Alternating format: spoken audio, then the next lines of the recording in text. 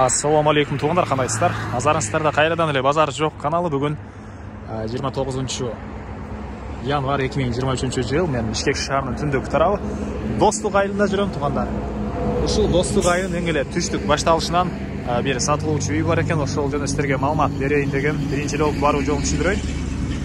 Азыр мен турган жер Достук айылынын батыш кире бериши 7-чи автобустун конечный. Ушул жерден сиздер бул кийинки көчөнү эле түштүктү карай барып, сол тарапка карасаңыздар, айылдын эң эле түштүк тарабындагы бурчун башталышында сатылуучу үй жайгашкан.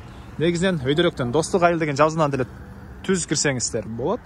Бирок мен ушул центр тарабынан, ушул автобустун конечный тарабынан маалымат берип аткан учурум. Мынакей бул жерге көптөгөн эле маршруткалар менен эле келсеңиздер болот, жана 7-чи автобус менен деле келсеңиздер болот. По пути машиналар деле толуп турат тугандар. Шаарга барсаңыздар деле бат эле барып каласыздар. Пробка болбойт, но чоң трасса көбүнчө Сары Өзөн Дыйкан базары деле жакын, Ош базарына деле бат эле барып келебиз деген ойун айтты ээлери. Мына ошондой. Анда эмесе мен сатылуучуга карай жол алыңыздар, лайктан басып өзүңүздөр комментарийге жаздырыңыздар. Келүү жолун түшүндүргөнчө бүгүнкү чыгарышта сатылуучу үйгө да жетип келип калдым тугандар. Бул үйүздүн көчө тарабы. Эң эле чыгыш чек арасы бул көчөдөн башталат, 3-чү линиядан. Эң эле батыш чек арасы бул 2-чи линияга чейин. Бул көчөнүн кыскасы бул көчөгө чейин, бул үй дагы, анан бул үй дагы ушул үй ээсине караштуу. Кааласаңыздар общий алсаңыздар болот, кааласаңыздар ортосунан бөлүп, бул үйдү өзүнчө, бул үйдү өзүнчө алсаңыздар болот. Азыр видеонун жүрүшүндө баарын айтам. Көчө тараптан көрүп турганыңыздардай забор менен тосулган тугандар, чоң трассага мынакей жакын.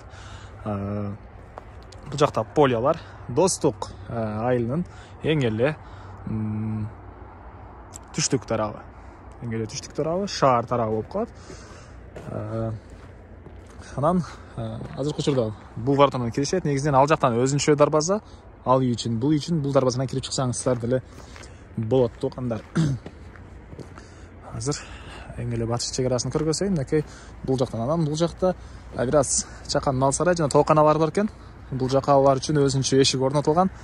Бул жактан кирип чыксаңыздар болот тугандар.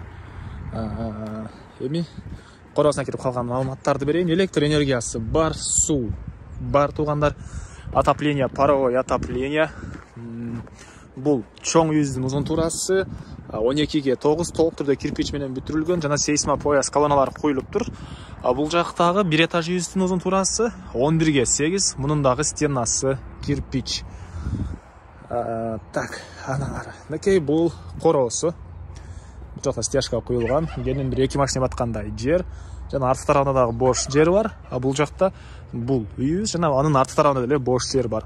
Суулар деле өзүнчө чыгарылган. Бул жактында суусу өзүнчө, бул жактында суусу өзүнчө, жана электр энергиялары деле өзүнчө. Ал жактан бул электр энергиясы бул жактан киргизилген, бул үйдүкү бул жактан киргизилген.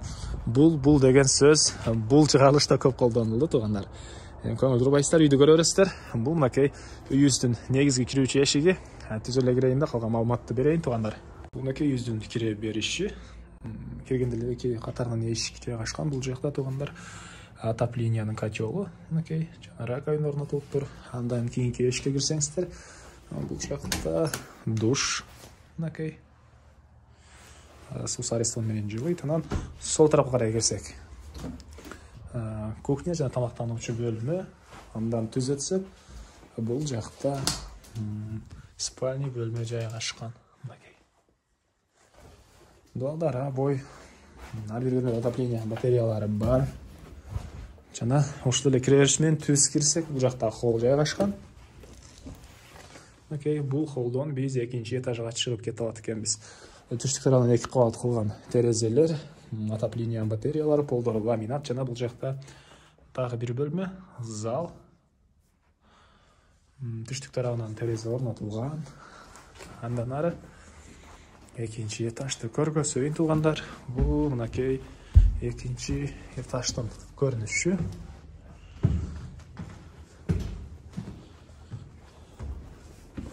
Бул 2-чи этаждын холлу тугандар. Мынакей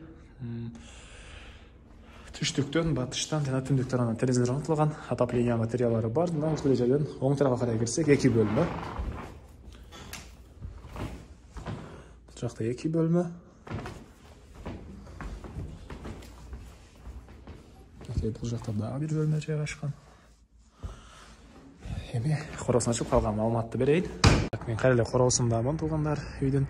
Негізінен мал бақсаңыздар бұл жақтан полия жақын. Шар құрсаңыздар чоң трасса жақын Баттіле Ош базарына үй иелері барып келестеген ойын айтты. Бұл жақта кейінгі 11-ге 8 болған үйіз. Зички тарауын көрбесейін. Кіргенде ондай коридор. Бұл коридордан қалған бөлмеге өтіп кетіп жатырмыз. Оң жақта бір бөлме ондай.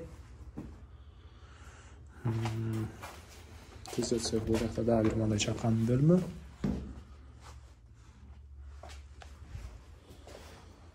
Так, андан әрі. Бұл жақта да бір бөлме жайғашқан. Жаңа батыш тарауына пластик терезесі орнатылып тұр. Негізі чоң үй бүткенше иелері ушыл жақта жашағанбыз дейді. Азыр деле алып жашасаңыздар болады. Мінекей бұл жақта кухня, ичкілетін раковина орнатылып суып шығарылған. Жақын толы ламинат екен. Жақта душ. Ман.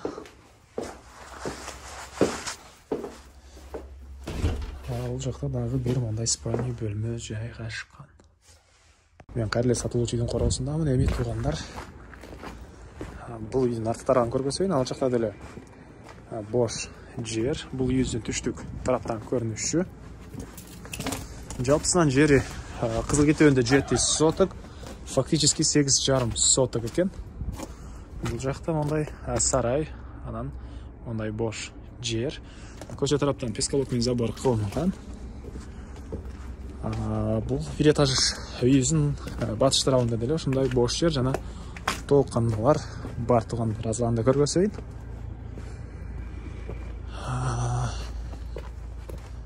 Емне мағлумат туғандар.